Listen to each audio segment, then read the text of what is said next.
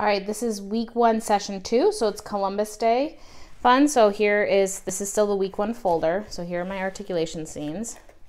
And then here's the Columbus Day stuff. So there's a couple options you can do with this.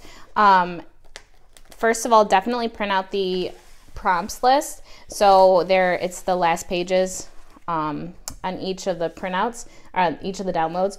Print this out. It has prompts for different Columbus Day goals. So describing, antonyms. I try to come up with antonyms and synonyms and like multiple meaning words and homophones that have to do with Columbus Day. So hopefully most of them go with it. I also have the WH questions, sequencing, vocab on there, pronouns, plurals, compare and contrast, prepositions, and articulation. Okay, so there's 2 options to play with this. The first option is just give the students 1 page. There's multiple pictures, so there's a black and white option.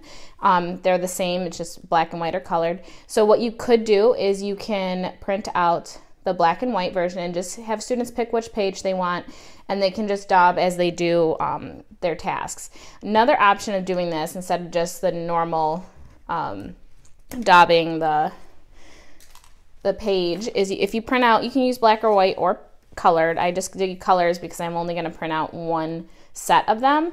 So what you do, and pretend this pink thing is a wall. What I have done is you put them up all next to each other in a couple rows. So put like in 2 different rows, okay, on a wall. So pretend this is a wall, and you'll hang all of them up, okay?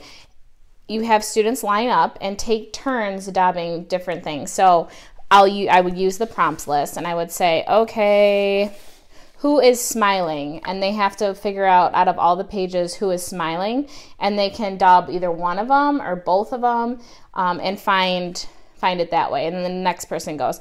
The easy part about this is you can address multiple goals, because when the next person comes up, you can ask them maybe a vocab question. So say America, and describe and define America. And if they do it, then they can either pick something or maybe pick a picture that would go with the question I just asked them. So maybe a map, or maybe they can dot on America. So that's how I play this game.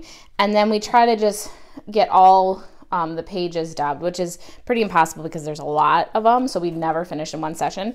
But that's just another option instead of having just the students sit at a desk and play. Oh, and I also laminated these because I'm able to wipe them off and I don't have to reprint them again, so I can use them over and over. You can also use markers, and that works fine too if you just use dry erase markers, or using markers for this if you don't have bingo daubers.